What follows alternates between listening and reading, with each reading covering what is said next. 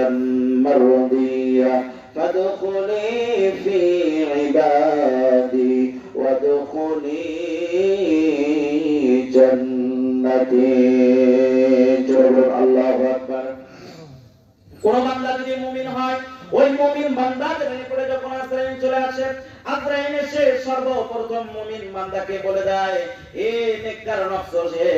নফস তুমি তোমার বান্দার মুখ থেকে বের হয়ে আসার ব্যবস্থা করো। ওই মুমিন বান্দার রূহটা আজরাইল হাতের মধ্যে নেয়। আজরাইল হাতের মধ্যে নেওয়ার পরে তার সহোদর যতগুলো ফেরেশতা তার সঙ্গে যখন অগ্রসর হয় সমস্ত ফেরেশতা ওই আজরাইলের হাতের মধ্যে থেকে রূহটা নিয়ে আল্লাহ তাআলার পক্ষ থেকে যেই সমস্ত ফেরেশতা আসিয়াছিলেন ওই সমস্ত ফেরেশতা আসমানের বুকে থেকে উঠে যায়। প্রথম আসমানের মধ্যে যখন অগ্রসর হয় প্রথম আসমানের সমস্ত ফেরেশতা তাকে জিজ্ঞাসা করেন একটা নয় দুটো নয় সাত তবক আসমান পর্যন্ত যখন